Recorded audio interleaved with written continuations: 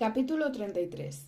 Quizá el atentado contra el King David había mermado mi capacidad para captar las cosas con nitidez, tanto que ni me di cuenta de que mi suegra me estaba manipulando de aquella forma tan descarada, ni alcancé a percibir los verdaderos sentimientos de Nick Sutter, quizá los míos tampoco.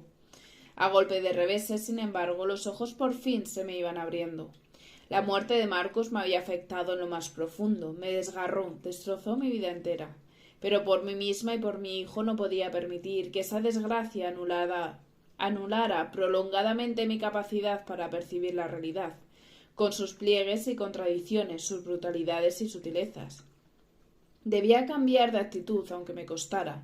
Debía cambiar de forma radical mi conducta. Ahora me había dado cuenta. Fin de la resistencia pasiva y de dejarme arrastrar. Se acabó la espesa sumisa. Había llegado el momento de tomar decisiones, clausurar capítulos y emprender mi propio camino. Para ello, lo primero que debía hacer era dar por finalizado, de una vez por todas, el asunto de la BBC. Lo segundo, sin demora, buscar pasajes para marcharnos de Londres de inmediato. La noche previa, tras encararme a Olivia, le había planteado a Dominic la petición de que él se encargara de todo, que liquidara lo que Marcus nos hubiera dejado a mí y a mi hijo, que garantizara a Olivia mi intención de no sacarla de la que había sido su casa, que la entregara la cantidad que considerase oportuna y que depositara lo restante en una cuenta bancaria durante un tiempo, hasta que yo supiese dónde iba a sentarme. No tenía la menor intención de quedarme en Inglaterra, gracias. Ya había tenido suficiente. Lo primero que hice al día siguiente fue llamar a Ángel Ara. Tengo mis notas listas y estoy preparada. Si el asunto de la autorización está aclarado, podemos empezar cuanto antes. No puedo demorarme. En breve me marcharé de Londres. Parece que me ha leído el pensamiento, querida. Ahora mismo iba a telefonearle. Arrancaremos mañana a las 9. Llegué con 5 minutos de antelación y él ya estaba en la espera. Le comenté mis ideas, acogió con entusiasmo todas mis notas. Son unas imágenes fabulosas de la actual Jerusalén. Los oyentes van a quedar fascinados. Estampas magníficas, reales, frescas, punzantes, ilustrativas. Le dejé que se explayara, sin que su catarata de adjetivos me generara demasiada complacencia. Me había limitado a plasmar cómo era la ciudad en el año y medio que allí estuve, sin paños calientes ni artificios. No había entrado en asuntos dolorosamente íntimos como la muerte de Marcus, ni había aportado detalles personales de ningún tipo, pero tampoco había ahorrado menciones a la crudeza de los ataques, a los conflictos cotidianos, las controversias, las razones de unos y otros, la angustia y las penalidades. Trabajamos sin descanso, primero dando forma a mis apuntes, él sentado frente a la máquina de escribir, yo sugiriendo, alterando sobre la marcha, corrigiendo, armando en definitiva, el texto que después se convertiría en voz grabada. Concretábamos los últimos coletazos en la oficina anexa al estudio cuando unos nudillos llamaron a la puerta. Nos giramos ambos, tras el cristal vimos a George Camacho. Entró y saludó una vez más con su afable cortesía. Acto seguido, para mi estupor, pidió a Ara que nos dejase a solas unos momentos. No se fue por las ramas. Traigo un recado para usted, altamente confidencial. Le ruego discreción máxima. Una especie de sudor frío me brotó por todo el cuerpo. He de confesarle que todo este asunto está tomando un viaje de lo más anómalo, pero en el curso de la indagación para aclarar la cuestión de su permiso para colaborar con nosotros, al parecer han salido a la luz algunos aspectos, algunos detalles insólitos. Su tono era como siempre modulado, aun así sonaba serio. Al conocer su presencia en Londres hay ciertas personas interesadas en hablar con usted, señora Bonner. Me tomo la libertad de rogarle que por favor las atienda. Aquello me turbó. Me traía ecos de días pretéritos, cuando mis quehaceres transcurrían entre mensajes clandestinos, encuentros furtivos y secretismo. Concluyo es un recado. Si tiene a bien acceder, un automóvil la está esperando en la puerta. No había ventanas en esa dependencia continua al estudio de grabación, ningún resquicio por el que dejar vagar la mirada mientras intentaba asimilar aquello dentro de mi cabeza. Tuve por eso que concentrarme en mis propias manos, contemplándolas mientras sospesaba mis intuiciones. Pasaron unos instantes prolongados. Él aguardó paciente. Verá, mi estimado amigo, dije. despertando por fin los ojos de mis dedos.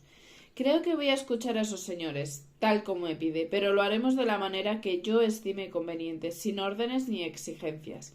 No voy a subirme en ningún coche ahora mismo, tampoco voy a reunirme con nadie en el lugar que me ordenen. George Camacho me contemplaba estupefacto. Me levanté hasta quedar a su altura. A quienes le envían les va a comunicar de mi parte, si no les supone demasiada molestia, que tendrán ocasión de verme esta tarde a las 3 en Dorchester. O no, perdón, digamos mejor, a las 3:30. El nombre del hotel me había venido a la memoria al vuelo. Había sido mi referencia cuando acudí en busca de Rosalinda para no encontrar su rastro. A mi desplante frente a Camacho añadí una sonrisa tan falsa como luminosa. También hube de rescatarla del fondo de mis recuerdos. Hacía mucho tiempo que no las usaba. Se marchó desconcertado, incapaz de entenderme. Ara volvió enseguida. Traía un par de sándwiches insípidos. Nuestro almuerzo. Ni le expliqué ni me preguntó. Proseguimos como si nada. A las 3:10 habíamos concluido. Conseguí un taxi y a las 3:20 estaba en la puerta de Dorchester. Tenía ya las piernas casi fuera del auto cuando retrocedí y perdí al conductor que circulara de nuevo. ¿A dónde la llevo, ma'am? Demos una vuelta sin prisa, respondí. Muéstreme lo que quiera. Por la ventanilla contemplé Buckingham Palace, el legendario Big Ben, el Támesis ancho y oscuro, las casas del Parlamento. A las 4:20 enfilamos de nuevo Park Lane y por fin descendí del taxi frente a la entrada del hotel. Solía ser una persona puntual, pero preferí llegar tarde a caso hecho. Si aquello acababa siendo lo que sospechaba, esta vez iba a ser yo quien pautara los tiempos. Me esperaban sentados en una zona discreta. Los dos se pusieron en pie nada más verme avanzar por el elegante lobby de Dorchester. Iban trajeados, bien peinados y afeitados. Uno de ellos era un treintañero rubio, el otro más maduro. Peinaba canas distinguidas, llevaba gafas y una hermosa corbata de seda.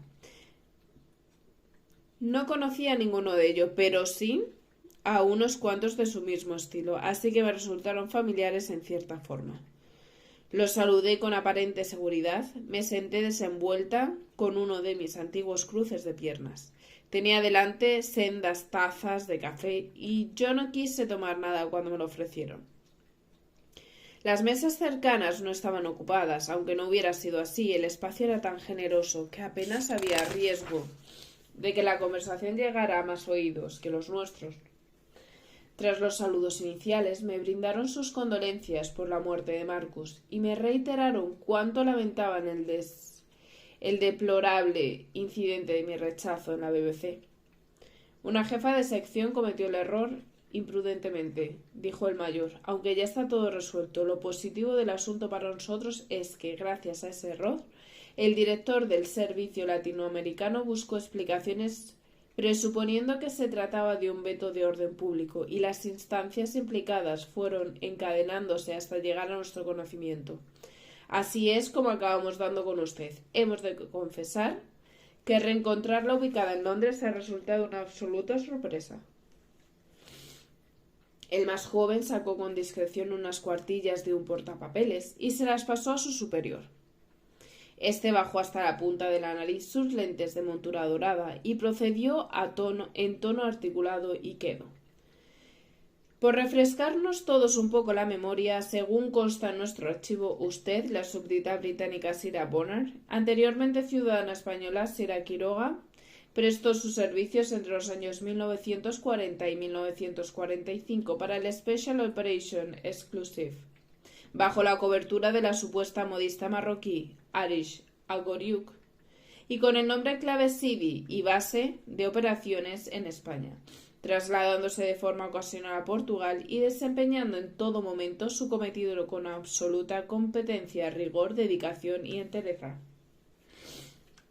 Corroboré sin despegar los labios. Intervino entonces el otro. Con el objetivo de ratificar todos esos extremos y contar con una aparición de corte más personal, hemos de informarle de que nos hemos tomado la libertad de consultar al oficial que la reclutó en su momento. Un levísimo apunte de sonrisa me sugirió que las comisuras de la boca mientras musitaba un apellido. Hilgard. La terraza de la American Legion en Tánger volvió a mi memoria. Allí lo había conocido y allí comenzó mi adiestramiento. Con su eficaz aplomo, él me proporcionó órdenes y discreces, instrucciones para comunicarme manejando el código Morse, normas para la transmisión de mensajes, pautas para los envíos y recepciones. Me puso asimismo al tanto de la nómina de esposas de nazis que habían de convertirse en mis clientas. Me sugirió cómo comportarme para no levantar sospechas, a quién acercarme y a quién rechazar, por qué sitios moverme y cuáles evitar a toda costa. Para sacarme del torrente de recuerdos, el rubio volvió a tomar la palabra. Exacto. El capitán Alan Kilgar, agregado naval de nuestra embajada en Madrid durante la guerra, ha realizado una valoración acerca de usted positiva y entusiasta en extremo. No sé si tiene constancia de que tras la victoria decidió retirarse tanto de la Armada como de nuestras funciones. Ahora vive en Irlanda, desde donde ha atendido gratamente nuestra indagación y desde donde le envía sus saludos más afectuosos. Nos ha pedido además una dirección postal a la que poder escribirle personalmente.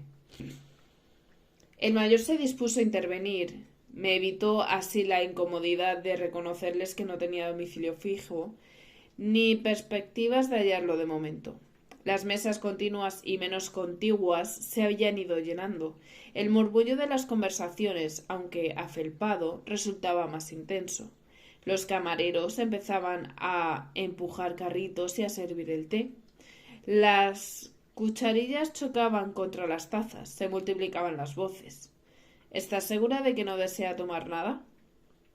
Segurísima. Sometida como estaba a los rigores de The Boltons, de no haberme sentido tan tensa, habría agradecido un afternoon tea completo, como en Fortune and Manson, con sus sándwiches, sus scones y sus pasteles. Podría incluso haber envuelto con disimulo unos cuantos en mi pañuelo y llevárselos a Víctor. Los habría acogido con deleite. Pero me limité a reiterar mi negación ante su ofrecimiento. Lo único que quería era que fuesen al grano sin más demora. Ellos, no obstante, continuaban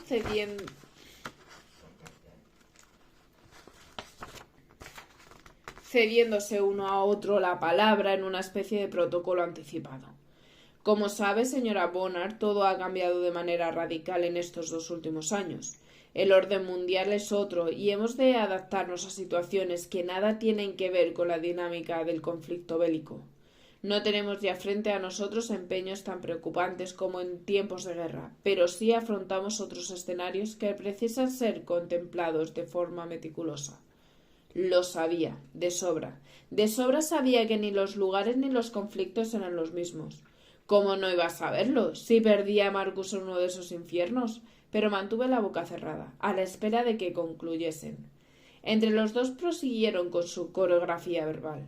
Es por ello que para una de nuestras nuevas misiones necesitamos un perfil muy concreto. Una preciosa juiciosa y a la vez mundana que conozca las claves del territorio en el que ha de moverse, que domine la lengua y sea capaz de actuar con discreción, agudeza y mano izquierda. Las tareas para las que requerimos a tal persona son inminentes. El problema es que no hemos logrado dar hasta ahora con nadie que encaje en nuestras exigencias. 1, 2, 3, 5 segundos de silencio. El de las sienes grises rompió el silencio. Hasta que apareció usted, súbitamente.